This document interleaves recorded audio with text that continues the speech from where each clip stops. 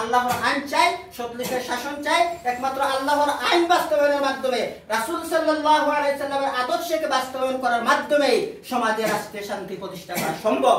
আর বাংলাদেশ জামাত ইসলামী সেই আদর্শকে সামনে রেখে কাজ করে যাচ্ছে। সেই জন্য সম্মানিত উপস্থিতি, আসুন বাংলাদেশ জামাত ইসলামীকে জানার জন্য, বাংলাদেশ জামাত ইসলামের ইতিহাসকে জানার জন্য বিশাল সাহিত্যের ভান্ডার রয়েছে।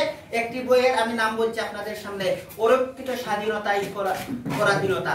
মেজর জলিল লিখেছিলেন, 11 নম্বর সেক্টরের সম্পাদক কমান্ডার ছিলেন। আজকে সেই বইটি আপনারা পড়বেন। তিনি আওয়ামী লীগের বড় নেতা ছিলেন, কোন এক সময় জামাত ইসলামী করেছেন।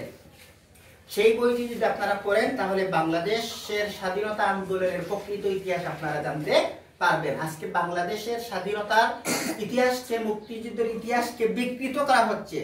গতকাল পরশুদিন ফেস দ্য পিপলস একটি প্রোগ্রাম হয়েছিল অনলাইনে, প্রায় কয়েক লক্ষ মানুষ দেখেছে। সেখানে বাংলাদেশ ইসলামী ছাত্র শিবিরের কেন্দ্রীয় সভাপতি সালাউদ্দিন ভাইকে নিয়ে আসা হয়েছে।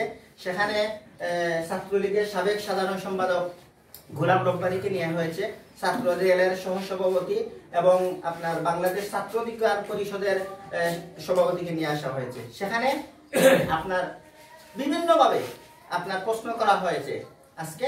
তখন এই পরিচালক বলেছিলেন যে আপনারা এত পাওয়ারফুল, রব্বানীকে উদ্দেশ্য করে, এত পাওয়ারফুল আপনার ছাত্র সংগঠনের প্রভাবশালী নেতা আপনি, এখানে ছাত্র দলের নেতা রয়েছে, ছাত্র অধিকার পরিষদের নেতা রয়েছে, এখানে 97% কমেন্ট সাপোর্টার হচ্ছে আপনার ইসলামী ছাত্র শিবিরের পক্ষে, আপনাদের পক্ষে নেই করো।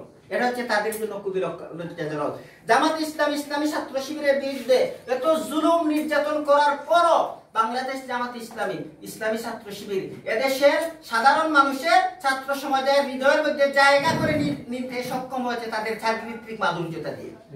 সেই জন্য আমরা আমাদের উদারতা, আমাদের ভালোবাসা, আমাদের চারিত্রিক মাধুর্যতা দিয়ে আমরা এদেশের সাধারণ মানুষের আমরা মন জয় করবো ইনশাআল্লাহ। সম্মানিত উপস্থিতি, বাংলাদেশ জামাত ইসলামের পক্ষ থেকে যখন আপনাদেরকে ডাক দেওয়া হবে, আপনারা সেই জামাত ইসলামী ডাকে সাড়া দিয়ে আমাদের সকল কর্মসূচি বাস্তবায়নে আপনারা ভূমিকা পালন করবেন, সেই উদাত্ত আহ্বান রেখে আজকে উপস্থিত হয়েছেন। সবাইকে আন্তরিক মুবারকবাদ জানিয়ে আমি আমার কথা শেষ করছি। আসসালামু আলাইকুম ওয়া রাহমাতুল্লাহ।